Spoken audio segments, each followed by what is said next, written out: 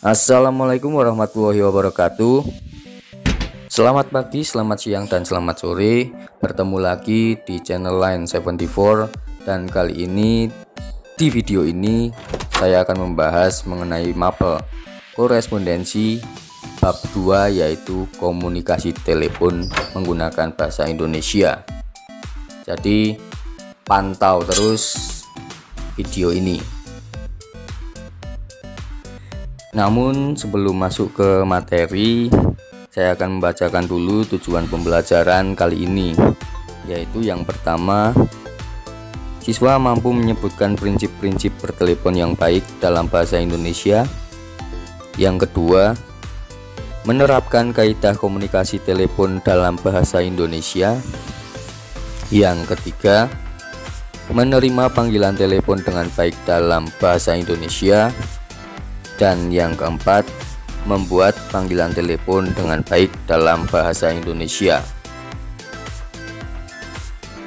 Dan mari langsung saja kita masuk ke poin yang pertama, yaitu alasan menggunakan telepon.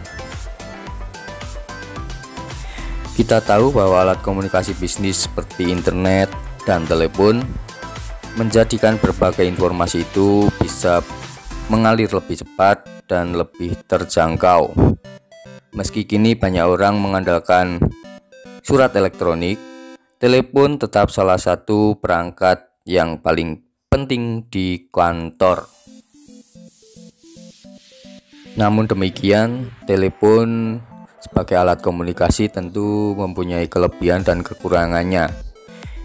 Di sini ada 6 kelebihan telepon dan 6 kekurangan telepon yang bisa kalian lihat di layar kalian, yaitu kelebihan yang pertama, bersifat segera, kemudian hemat waktu dan uang, kemudian lebih personal dibandingkan surat, memberikan kesan andal dan efisien, dapat menjalin hubungan dan mendapat perhatian. Kemudian kekurangannya, yang pertama, si penerima telepon mungkin tidak siap.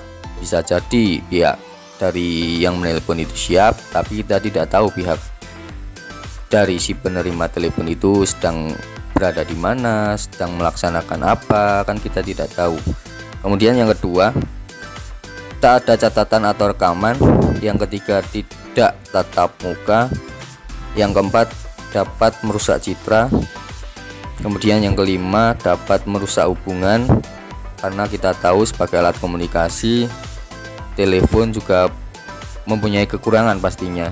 Ketika kita bicara A, informasi yang disampaikan lewat telepon itu A, tetapi sampai ke telinga si pendengar itu nanti bisa jadi mempunyai banyak arti, kan seperti itu.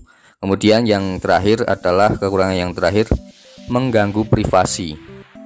Itu beberapa kelebihan dan kekurangan telepon yang bisa kalian catat.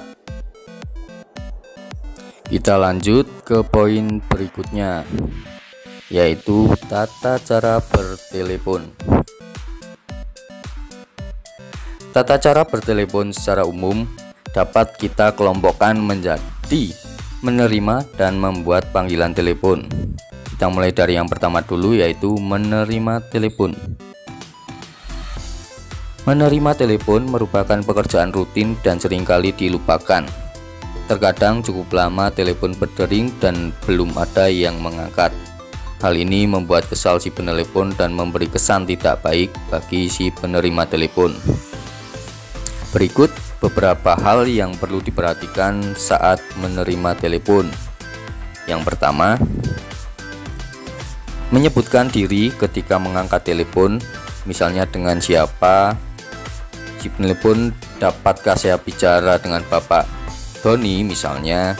Kemudian penerima, ya saya sendiri sedang berada di sini, ada yang bisa kami bantu, dan seterusnya. Kemudian yang B, membantu si penelepon. Yang C, menanyakan identitas si penelepon. Misalnya kalimatnya, maaf, dengan siapa kami berbicara. Yang D atau poin 4, menanyakan informasi tambahan. Yang kelima, menjelaskan orang tersebut tidak ada di tempat. Misalnya, maaf Bapak atau Ibu siapa sedang rapat di luar kantor, mungkin ada pesan yang bisa ditinggalkan, nanti akan kami sampaikan kepada beliau. Misalnya seperti itu kalimatnya. Kemudian yang keenam, menawarkan tindakan alternatif. Kalimatnya bisa berupa seperti ini. Dapatkah Bapak atau Ibu mencoba menelepon lagi? Atau yang kedua, apakah Bapak atau Ibu ingin meninggalkan pesan? Contoh sederhananya seperti itu. Jadi kalian bisa cari-cari kalimat sendiri yang selayaknya untuk dipakai menelepon. Kemudian yang terakhir adalah mengakhiri panggilan telepon. Nah, dalam mengakhiri panggilan telepon ini jangan lupa kata terima kasih dan sampai bertemu kembali. Itu penting, hal-hal kecil yang menurut saya penting. Apabila ditinggalkan itu akan sangat membuat citra buruk si penelepon itu bertambah. Mungkin seperti itu. Lanjut ke poin berikutnya, yaitu menyeleksi telepon masuk. Di tempat kerja kamu mungkin diminta untuk menyeleksi telepon masuk. Menyeleksi telepon masuk dapat menghemat waktumu dan si penelepon, karena kamu dapat membantu secara langsung si penelepon atau segera memindahkan panggilan telepon ke pihak yang bersangkutan. Sewaktu menyeleksi telepon masuk, tanyakan identitas si penelepon. Lakukan secara sopan namun secara langsung. Misalnya, gunakanlah ungkapan, maaf, dengan siapa saya berbicara. Itu akan terlihat sangat sopan ketika menanyakan identitas. Kemudian, terkadang si penelepon menolak memberikan namanya. Jika kebijakan perusahaan mewajibkanmu mengetahui nama si penelepon sebelum ke poin atau ke titik pesan yang akan disampaikan, jelaskan kebijakan tersebut agar ia mau menyebutkan identitas dirinya.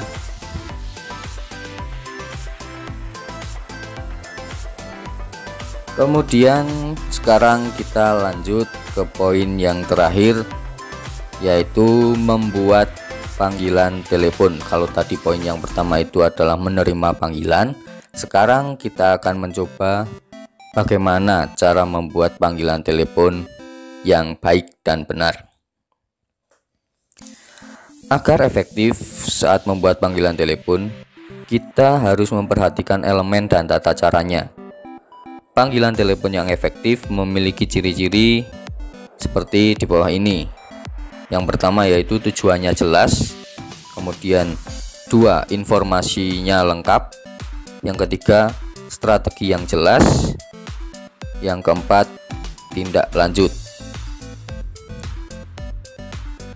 Adapun tata cara bertelepon yang baik, saya akan jabarkan sekarang, mulai dari poin A, yaitu memberikan salam. Bisa selamat pagi, siang, atau sore. Assalamualaikum jika muslim.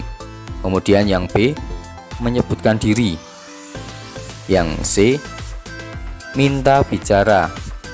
Misalnya, dapatkah saya berbicara dengan titik-titik-titik? Dapatkah saya dihubungkan dengan saudara titik-titik-titik, bapak titik-titik, atau ibu titik-titik?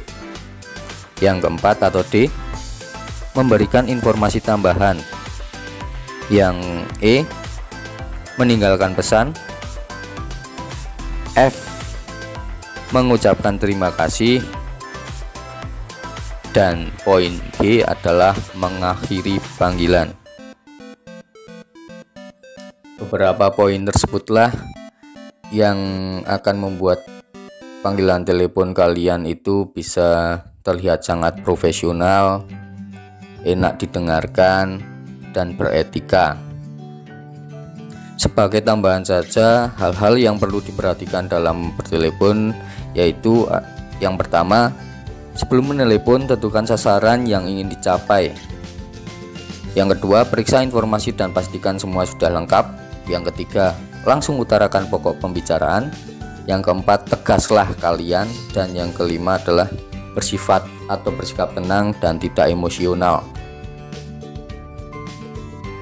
Yang namanya berkomunikasi secara langsung itu pasti ada kendala, apalagi komunikasi tidak langsung seperti kita menggunakan alat telepon, pasti mempunyai banyak hambatan.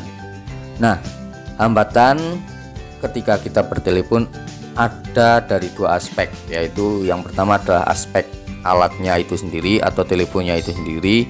Bisa kadang sinyalnya ada, sinyalnya menghilang, suara yang berisik, tidak jelas.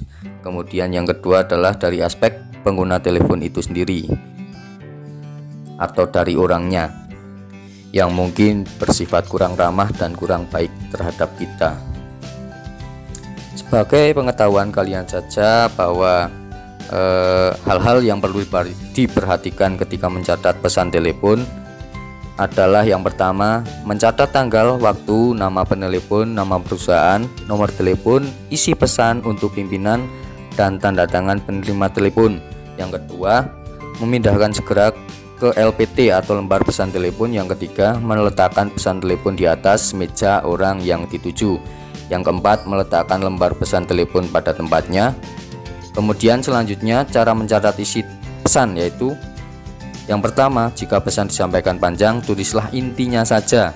Yang kedua, diulangi kembali isi pesan atau kita biasa sebut konfirmasi.